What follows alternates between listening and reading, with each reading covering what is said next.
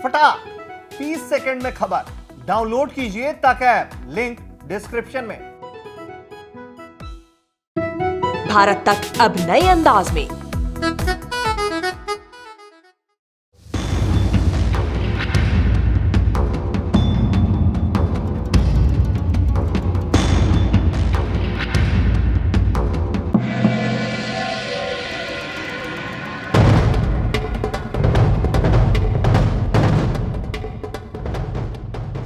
गरीबी, भूखमरी, बेरोजगारी से जूझ रहे अफगानिस्तान की लोगों की जिंदगी में काफी मुसीबतें हैं।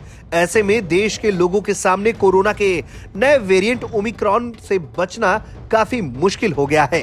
हालांकि पाकिस्तान, चीन से उलट भारत इस मुश्किल हालात में अफगानी लोगों की मदद करना नहीं भूला है।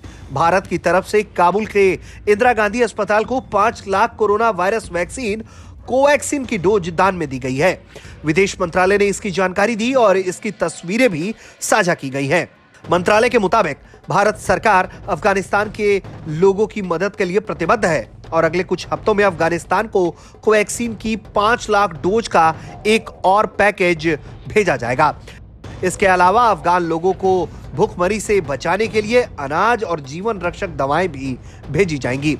भारत सरकार ने कहा कि जल्द ही अफगान के लोगों की मदद के लिए खाद्य की आपूर्ति भी सुनिश्चित की जाएगी।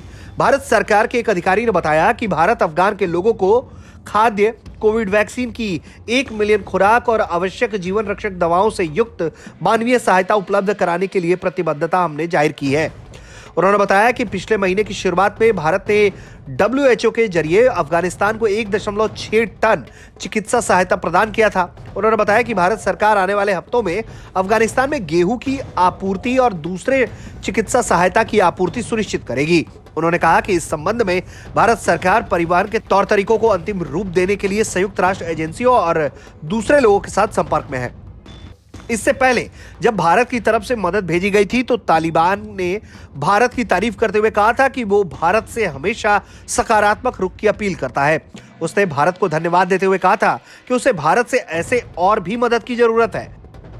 भारत आगे भी अंतर्राष्ट्रीय संस्थाओं के जरिए अफगानिस्तान को मानवीय मदद मुहैया करवाता रहेगा।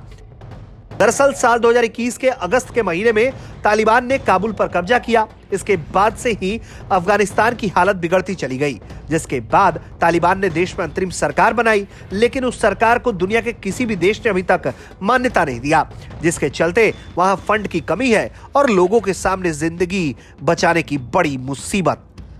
ब्यूरो रिपोर्ट, भारत तक।